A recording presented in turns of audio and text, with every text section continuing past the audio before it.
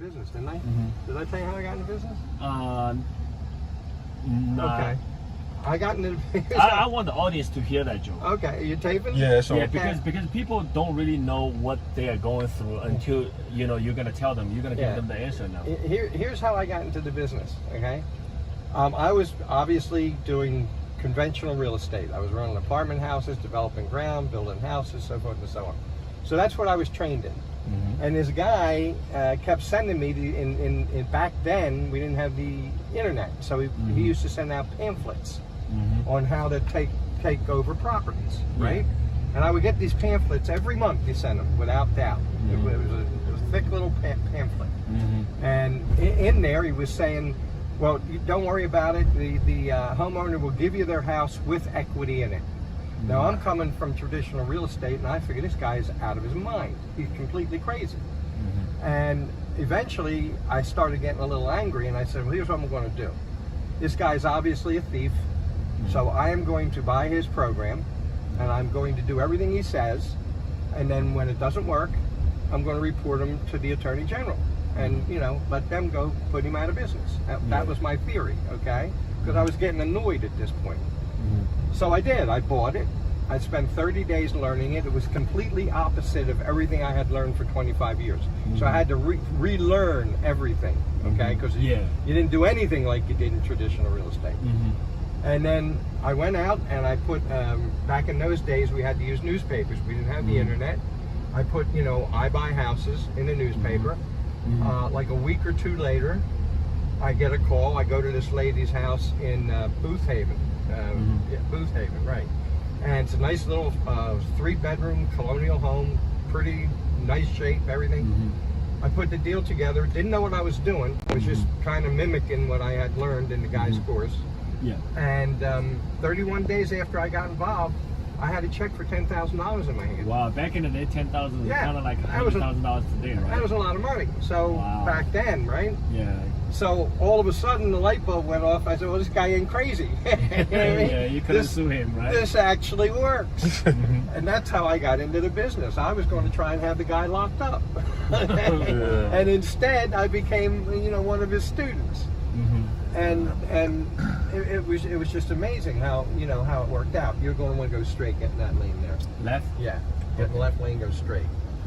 And that's how I got involved in the business. But if you're still rolling there, I'll repeat what I was telling you before. That way we can get that done. I forgot what I was saying.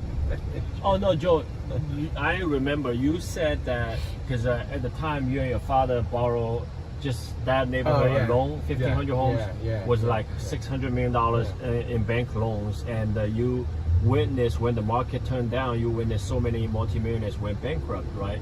That's probably another reason why you consider doing real estate, creative real estate with no money down, no credit, that kind of stuff. And also by you doing this, you actually made 10 grand back in the day rather than turning the guy into attorney in general. Yeah, well, the thing was this. I had a choice. My choice was I could go into debt or not go into debt. Right. I like not going into debt. Yeah. Because when you're doing creative real estate, you're making the owner the bank. Yeah. And if anything, God forbid, went wrong, you don't have an army of 8 bank lawyers on you.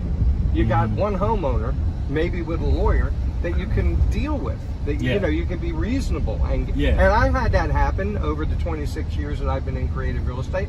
I've had deals go bad that we had to correct. But when you're dealing with the homeowner, it's in his best interest to work with you rather than take the house back and have to deal with something he doesn't want to deal with. So, and it was never really adversarial between me and the homeowner. It was always, look, this happened, we got to fix that.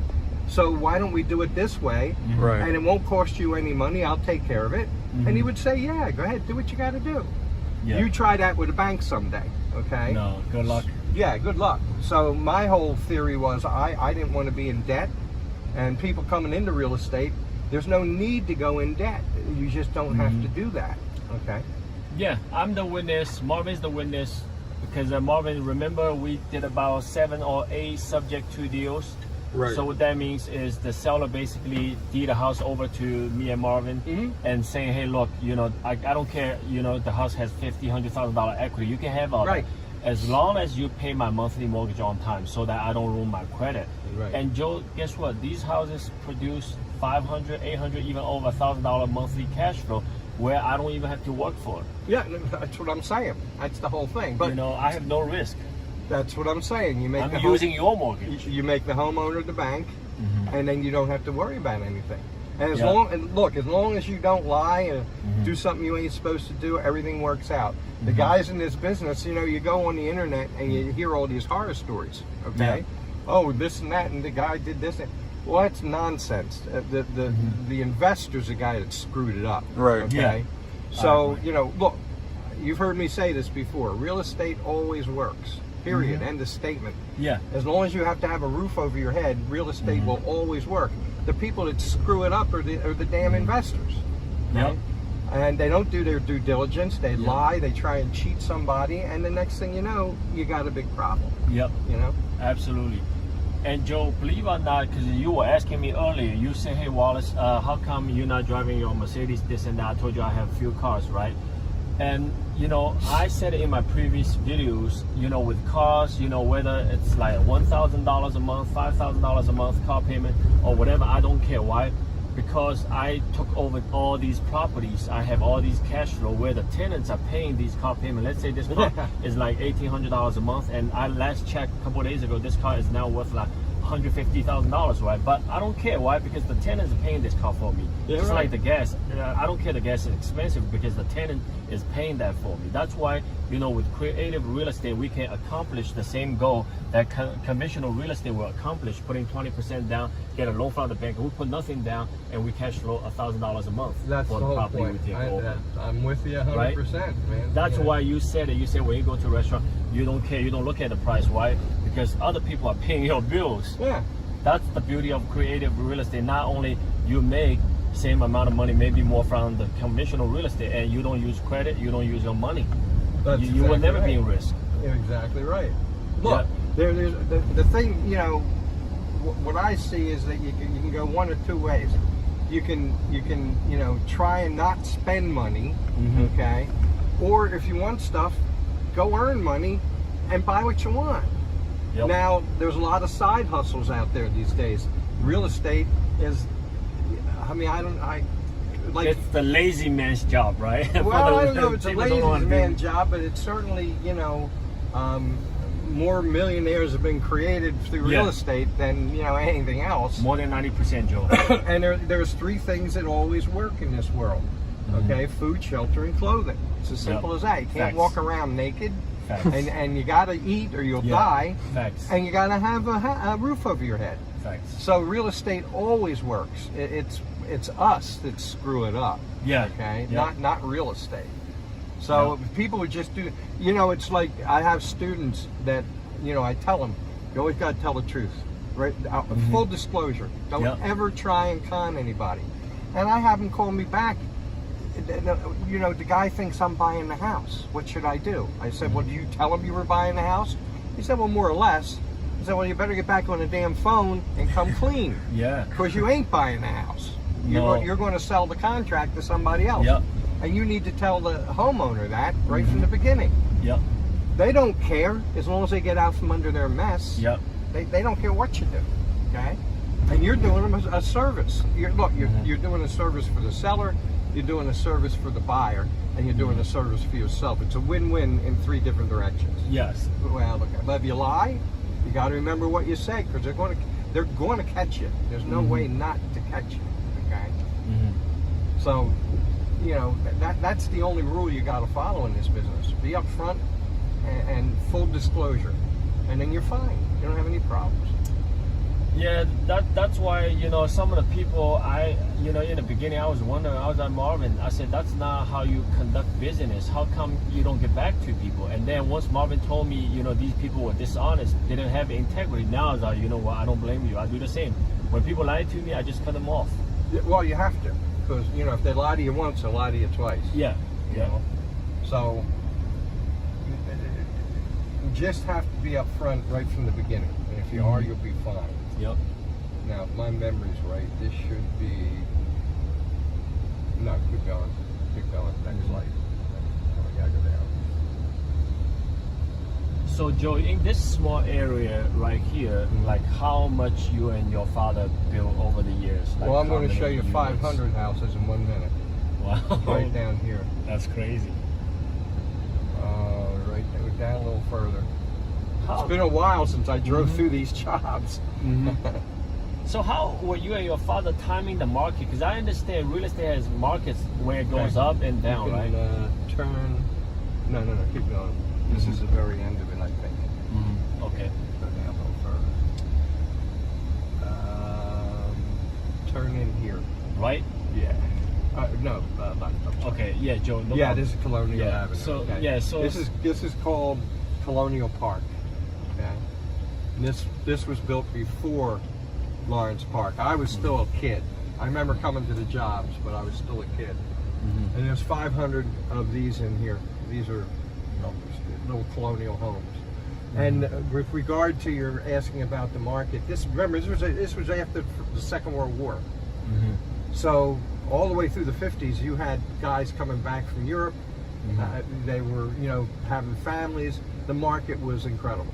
It was just incredible. So he built all of these. I came to the jobs with him, but Yeah, you were too young to I work was at the too time. young. I was too young. My brother worked in here. He had them up on the roofs. He loved it. My father loved it. My brother didn't like it so much. Joe, so how were you and your father like trying to time the market where you borrow that kind of money? 600 million is like over $6 billion in today's money. Well- like how were you guys timing the market? Worry about what if I borrow that kind of money, the market goes down? Well, it couldn't, because the housing market then, there was so much need, as I say, Okay. because of all the I veterans. see. Yeah. His timing was perfect. Okay. It was I absolutely see. perfect. I see. And probably from a legality standpoint, the real estate rules weren't the same as they are now. They were not. They Yeah. were not. You didn't have the EPA and all that stuff. Dodd-Frank and all that so other stuff. You didn't have all that cost. Yeah. But this is Colonial Park, and this was one of his big ones before he went to Lawrence Park. And where was that when you were telling us the interest rate was like 12-14%? That was in, if my memory is correct, that was in 1978. We had that major recession, and then go out here and make a left, if I know where I am. Where am I? Oh, I can make a U-turn, No, go no, back. no, no, Okay. no. Make a left, right? Let me see where I am. Yeah, you can make a left. Okay.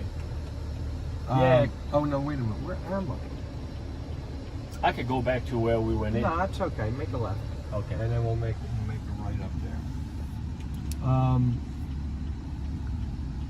He built these too, as a matter of fact. If my memory's right. These are twins. Or they duplexes. No, they're twins. No, I'm not sure he built. Yeah, he built these with Werner West. He partnered with Werner West. Actually, is there somebody behind you? Nobody. Back up and go that way. Yeah, these here he built with Werner West, I'm pretty sure. Like what? Partners? They were partners, yeah. Werner West at that time was a big company. I'm just trying to get my bearings to see where the hell I am. Well, That's the church. We're good. I know where I am. I wanted to tell you something about what you told me before. It's like if you want to really go big, right, you have to associate with like politicians.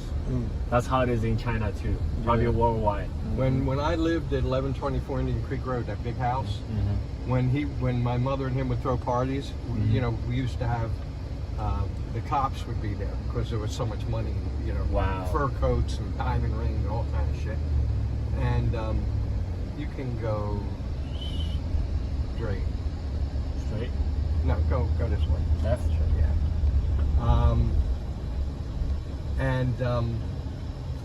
We would have governors, mayors, senators, congressmen, all in the house. There was Secret Service and shit all over the place. Wow. It was pretty nuts when they threw a party. Now these here he built with Werner West. and these are twins. Because he built all kind of properties. Those are lower price homes, right? These were lower priced homes. Yep. And there's probably 400 or 500 of them in there too, if not more. Because they built them down the street that way too, so they're all over the place. Joe, these can be very good lease option deals. Yeah. I'm trying to remember where Alden is. I'll tell you what, go make a Make a right? Yeah. Make a right, I'll show you one more. Okay. Yeah, this will Oh wow, how many units is You this? pissing people off. In here, I think there were, I gotta remember, it's so long. There's 4 in each building, and HIJ. There's probably 50 or 60 units in here at least. So Joe, I'm just curious, right? Because with the 2,000-3,000 units you were running, how many of these tenants did not pay you, or they were just paying late all the time, that kind of stuff? You don't want to hear that, man. Yeah, like how many people you had to evict? Oh, I evicted a lot of people over my time, trust me. Mm-hmm. But this was a nice area, so most of the people here were gainfully employed. We were fairly careful who we put in here, but we had our share of evictions. I'll put it to you that way. But this was Lawrence Park Apartments. It's now a condominium.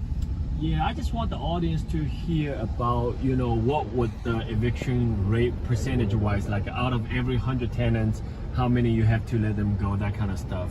Oh man, you're asking me stuff from 30, 40 years ago. Sorry. If you don't remember, Geez, that's I don't fine. remember. I don't want to give you a bad number. Would you say less than 5% or less than 1%? Less than 5%. Yeah. Oh, that's pretty good. Yeah. Go that way. Okay. I'll take you to Colonial Park. Okay. And across the street is, from that is, So that's the last one. yeah, this is called Alden Park Apartments.